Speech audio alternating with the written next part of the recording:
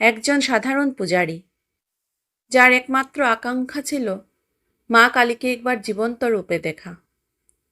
দিনের পর দিন তিনি কেঁদেছেন, ডেকেছেন, আর্তনাদ করেছেন, মা তুমি কি সত্যি আছো?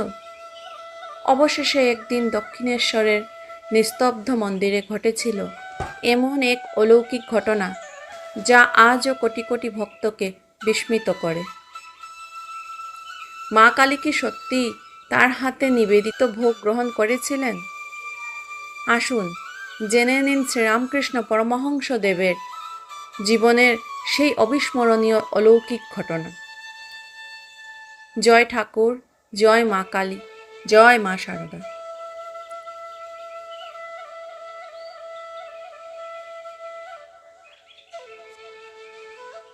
শ্রীরামকৃষ্ণ যখন দক্ষিণেশ্বর কালী মন্দিরে পূজারীর দায়িত্ব গ্রহণ করেন, তখন ঠাকুরের বয়স খুবই অল্প ছিল, কিন্তু ঠাকুরের ভক্তি ছিল অসাধারণ। তিনি মন্দিরের দেবী মূর্তিকে সাধারণ পাথরের প্রতিমা বলে মনে করতেন না। ঠাকুরের কাছে মা কালী ছিলেন জীবন্ত জগৎজননী। প্রতিদিন পূজার সময় তিনি অত্যন্ত নিষ্ঠার সঙ্গে ফুল, চন্দন, ধূপ ও ভোগ নিবেদন করতেন। কিন্তু ঠাকুরের মনে একটি প্রশ্ন বারবার জাগত, মা কি সত্যি এই ভোগ গ্রহণ করেন, নাকি সবই কেবল নিয়ম নীতি? এই প্রশ্ন ঠাকুরকে গভীরভাবে ব্যাকুল করে তুলেছিল। তিনি মন্দিরের নির্জন কোণে বসে কাঁদতেন। কখনো কখনো চোখের জলে তার বক্ষ ভিজে যেত। তিনি মায়ের কাছে আকুল হয়ে বলতেন, মা তুমি কি সত্যিই আছো? যদি থাকো তবে আমাকে দেখা দাও। তোমাকে না দেখে আমি শান্তি পাব না। একদিন ভোগ নিবেদনের সময় তার ব্যাকুলতা চরমে পৌঁছয়। তিনি ভোগের থালা নিয়ে মায়ের সামনে দাঁড়িয়ে শিশুর মতো বলতে লাগলেন, মা এসো, আজ তোমাকে খেতেই হবে। আমি তোমার জন্যই এই ভোগ এনেছি। সেই সময় ঠাকুরের মন সম্পূর্ণভাবে জাগতিক জ্ঞান থেকে সরে গিয়েছিল। দক্ষিণেশ্বর কালী মন্দিরে তখন গভীর সন্ধ্যা। গঙ্গার বুকে হালকা বাতাস বইছে। মন্দিরের চারিদিকে ধূপধুনোর গন্ধ আর ঘণ্টার ধ্বনি ভেসে আসছে। তরুণ গদাধর, যিনি পরে শ্রীরামকৃষ্ণ নামে জগৎ বিখ্যাত হন, মা কালীর পূজায় নিমগ্ন। কিন্তু ঠাকুরের মনে এক অদম্য প্রশ্ন, মা তুমি কি সত্যি আছো, নাকি এ শুধু পাথরের মূর্তি? দিনের পর দিন তিনি এই প্রশ্নের উত্তর খুঁজতে লাগলেন। পূজা করতে করতে তার চোখে জল এসে যেত। কখনো মন্দিরের মেঝেতে গড়াগড়ি খেতেন, কখনো পঞ্চবটির নির্জনে বসে কাঁদতেন। তিনি মাকে বলতেন, মা যদি তুই সত্যিই থাকিস তবে আমায় দেখা দে। তোর দর্শন না পেলে এ জীবন রাখব না।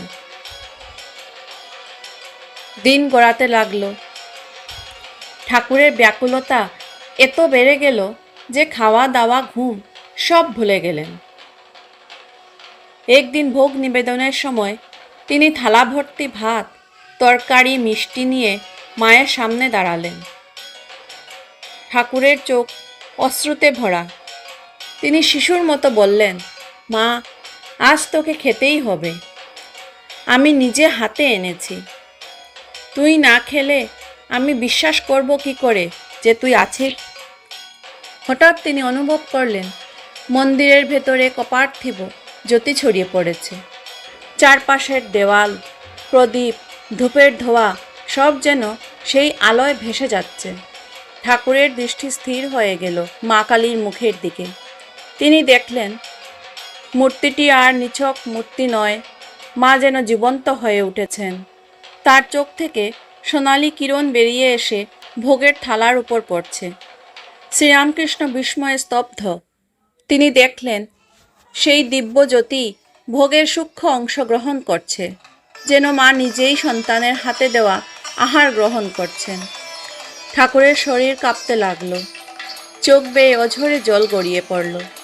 তিনি চিৎকার করে উঠলেন, মা খেয়েছেন, মা সত্যিই খেয়েছেন।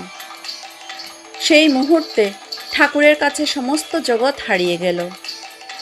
তিনি শুধু অনুভব করলেন মা আছেন, মা জীবন্ত, মা তার সঙ্গে কথা বলেন, হাসেন, কাঁদেন। এরপর থেকে শ্রীরামকৃষ্ণ আর কখনো মাকে পাথরের মূর্তি বলে ভাবতে পারেননি। তিনি মায়ের সঙ্গে ঠিক সন্তান ও মায়ের মতো সম্পর্ক গড়ে তুললেন। এই ঘটনাই ধীরে ধীরে ঠাকুরকে সেই উচ্চ আধ্যাত্মিক অবস্থায় পৌঁছে দেয় যেখানে তিনি সর্বদা মায়ের সজীব উপস্থিতি অনুভব করতেন।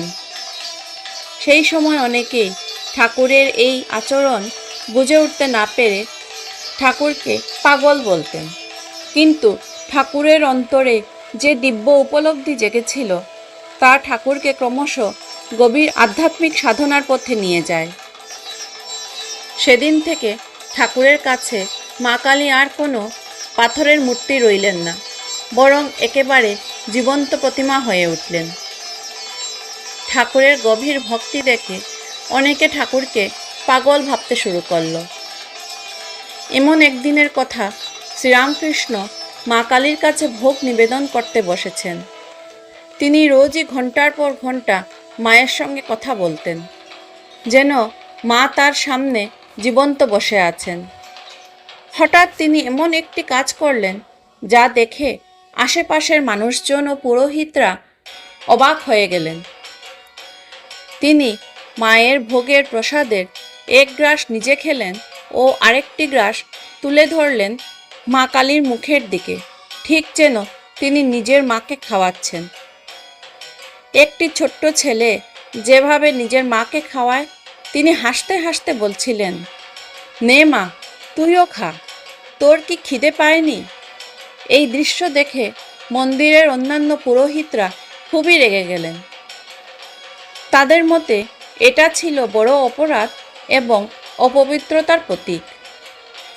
তারা মন্দিরের তত্ত্বাবধানে সেই সময় মথুরবাবুর কাছে অভিযোগ করলেন যে শ্রীরামকৃষ্ণ পাগল হয়ে গেছেন, তিনি মন্দিরের কোনো আচার ব্যবহার মানছেন না, তিনি মন্দিরের নিয়ম ভেঙে ফেলছেন। মথুরবাবু একদিন নিজে চুপচাপ এসে ঘটনাটি দেখলেন, আর তিনি যা দেখলেন তাতে তার ধারণা শ্রীরামকৃষ্ণ সম্বন্ধে সম্পূর্ণ বদলে গেল। সেই সময় শ্রীরামকৃষ্ণ গভীর সমাধিতে ছিলেন, তার চোখ দিয়ে প্রেমের অশ্রু ঝরছিল। তিনি তারপর আরও বড় আশ্চর্যজনক একটি কাজ করলেন। তিনি একটি বিড়ালকে প্রসাদ খাইয়ে দিলেন, যা মা কালীর জন্য ছিল, কারণ সেই বিড়ালের মধ্যেও তিনি জগদম্বাকে দেখেছিলেন। এই ঘটনার মাধ্যমে আমরা ভক্তির তিনটি গভীর স্তর বুঝতে পারি। প্রথমত, জ্ঞান এবং ভক্তির মিলন। শ্রীরামকৃষ্ণের কাছে মূর্তি এবং জীব, মানুষ এবং ভগবান কোনো পার্থক্য ছিল না।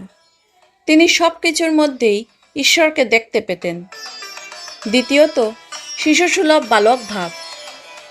ঠাকুরের কাছে ঈশ্বর ছিল মা এবং তিনি ছিলেন সেই মায়ের ছোট্ট সন্তান। এখানে কোনো ভয় নেই, কোনো নিয়মের বাঁধন নেই, শুধু ছিল নিঃস্বার্থ ভালোবাসা। তৃতীয়ত, চেতনার বিস্তার। তিনি দেখিয়েছিলেন ঈশ্বর সর্বত্র বিরাজমান, প্রতিটি জীবের মধ্যেই ঈশ্বর আছেন। এই ঘটনার পর মথুরবাবু বুঝতে পারেন শ্রীরামকৃষ্ণ কোনো সাধারণ পূজারী নন, তিনি একজন সিদ্ধ পুরুষ। তাই শ্রীরামকৃষ্ণ বলতেন, ঈশ্বরকে পাওয়ার অনেক পথ আছে, যত মত তত পথ। ঈশ্বরকে পাওয়ার জন্য শুধু আচার নয়, দরকার শিশুর মতো সরল বিশ্বাস, আন্তরিক প্রেম এবং প্রাণভরা ব্যাকুলতা। যে হৃদয়ে এমন ভক্তি জাগে, সেখানে ঈশ্বর নিজেই প্রকাশিত হন। পরবর্তীকালে এই ব্যাকুল ভক্তি ও মায়ের প্রতি সম্পূর্ণ আত্মসমর্পণের ফলেই তিনি জগৎ বিখ্যাত সাধক পরমহংসদেব হিসেবে পরিচিত হন। তার জীবনের এই ভোগ নিবেদনের ঘটনা ভক্তদের কাছে একটি মহান শিক্ষা দেয়। সত্যিকারের ভক্তি, আন্তরিকতা ও ব্যাকুল প্রার্থনার মাধ্যমে ঈশ্বরকে অনুভব করা যায় ও পাওয়া যায়। শ্রীরামকৃষ্ণ আমাদের শিখিয়েছেন, ঈশ্বরকে পাওয়া যায় কেবল আচার অনুষ্ঠানে নয়, পাওয়া যায় নির্মল হৃদয়ের প্রেম, অটল বিশ্বাস এবং ব্যাকুল প্রার্থনায়। যে হৃদয় সত্যি তাকে ডাকে, তার কাছে ঈশ্বর কখনো দূরে থাকেন না। আজও দক্ষিণেশ্বরের সেই পবিত্র ভূমি যেন সাক্ষ্য দেয়, এক সন্তানের আন্তরিক ডাকে সাড়া দিয়েছিলেন জগজ্জননী মা কালী। আপনারও যদি এই কাহিনী হৃদয় স্পর্শ করে থাকে, তবে জয় মা কালী লিখে আপনার ভক্তি প্রকাশ করুন। ভিডিওটি ভালো লাগলে লাইক করুন, বন্ধুদের সঙ্গে শেয়ার করুন এবং এমন আরও আধ্যাত্মিক কাহিনী শুনতে আমাদের চ্যানেলটিকে সাবস্ক্রাইব করতে ভুলবেন না। জয় মা কালী, জয় ঠাকুর, নমস্কার।